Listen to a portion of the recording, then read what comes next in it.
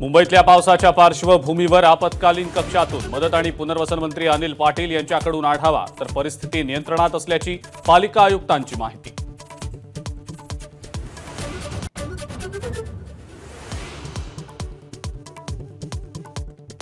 राज्याचे मदत आणि पुनर्वसन मंत्री अनिल पाटील यांना पावसाचा फटका। विदर्भ एक्सप्रेसमध्ये रखडलेल्या अमोल मिटकरी आणि अनिल पाटील यांना रेल्वे ट्रॅकवरनं चालण्याची वेळ।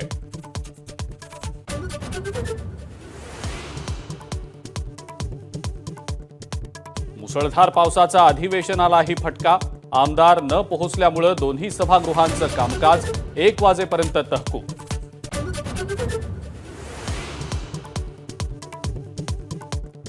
तापी नदीवरच्या हतनूर धरणात पाण्याची आवक वाढली। 41 पैकी 10 दरवाजे उघडले। 19,105 क्युसेक्स वेगानं होतोय पाण्याचा विसर्ग।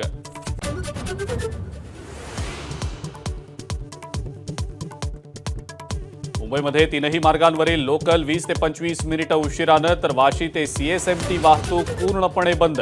आठवड्याच्या सुरुवातीलाच मुंबईकरांची तारांबळ।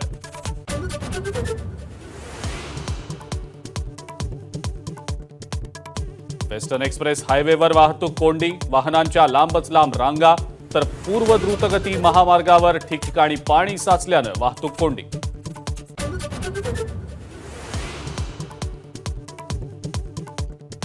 जोरदार पावसामुळे मुंबईतल्या सगळ्या शाळा आणि महाविद्यालयांना सुट्टी। पुढचे काही तास मुंबईमध्ये पावसाचा जोर कायम राहण्याची शक्यता।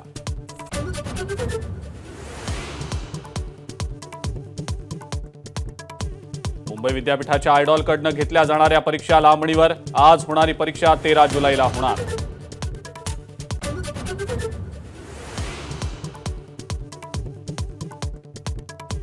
राज्यामध्ये 12 ठिकाणी एनडीआरएफच्या टीम तैनात। कोकणात महाड, चिपळूण, सिंधुदुर्गात एनडीआरएफच्या टीम पोहोचल्या।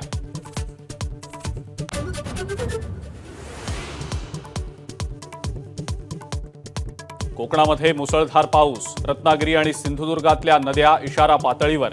नागरिकांना सतर्कतेचा इशारा।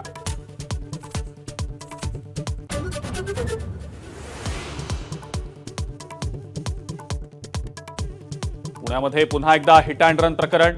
मुंबई पुणे महामार्गावर हॅरिस ब्रिज खाली गस्त घालणाऱ्या 2 पोलिसांना एका भरधाव कारनं उडवलं। एका पोलिसाचा मृत्यू।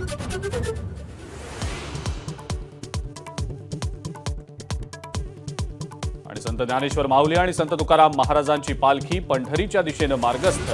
तुकाराम महाराजांच्या पालखीचं पहिलं गोल रिंगण बेलवाडीमध्ये संपन्न।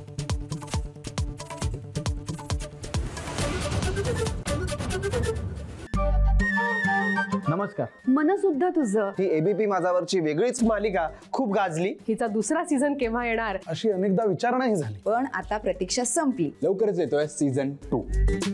मन शुद्ध तुझं होई मन शुद्ध तुझं।